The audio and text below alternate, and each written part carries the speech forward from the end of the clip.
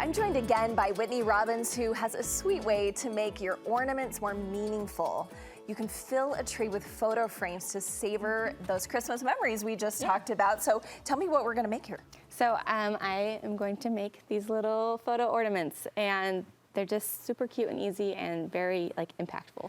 And where did you find these that become the ornaments? So I actually saw something like this online, and I was like, I bet I could make that. And so I searched on Amazon for just some small brass photo frames, and I found them. Okay, show me how you made them. Okay, so these actually came with a metal chain, and I just took the chain off, and I found some ribbon that I like, and we're actually going to emboss them. I want to take a step further and put the year on it. Oh, cute. So what we're going to do, if you have never used an embossing gun and a heat gun, it's so fun. Okay, so I can't wait. You just need a heat gun, embossing pen, and then powder.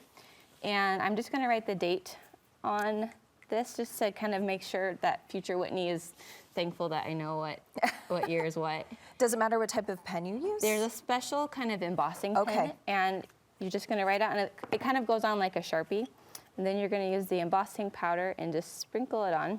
And does the color of the embossing powder obviously going to be the color that you see? There are tons of different options, and then you're just going to get off as much as you can. I like to do it over a piece of paper so then I can pour it back in. Save it. And then I like to get just a cheapy little junky brush and get the most off that I can. And then... But you don't brush over the actual letters. That could take off the powder, and then I just give a quick little blow just to get off any extras. And then with the heat gun, you're just gonna turn it on and go over it back and forth. And you wanna keep it constantly in motion. If you hold it in one spot, it could blister and bubble and burn. Okay. And so it just takes a little bit. You just go back and forth, and there will be a time where the embossing powder will look kind of prickly. And just right after that, the heat will melt it enough and it'll become solid. Okay, and then you have that memory of what year it is, so you're not guessing every time. About how long does the process usually take?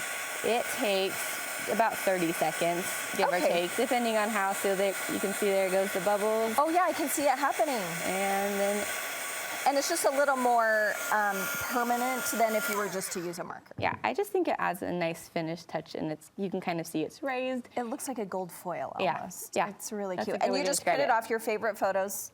Yeah. And they're on both sides, which is so cute. Yes. So just make sure when you buy them, you just need to find something that has these little hooks on the top so that you can thread the ribbon through. Yes, yep. And are you placing these on your tree or just all around? Yeah, I'm doing them on the tree, and I just picked pictures that were kind of milestones and big moments in my kids' lives this year. Like my oldest got baptized, my youngest learned to walk, and so on this picture of him at the beach, that's where he learned to walk, was in Oregon. So, and then every picture on the back has a different family picture of the year that I took. So cute, Whitney. Thanks for sharing your ideas with us. Of course. Thanks for being here.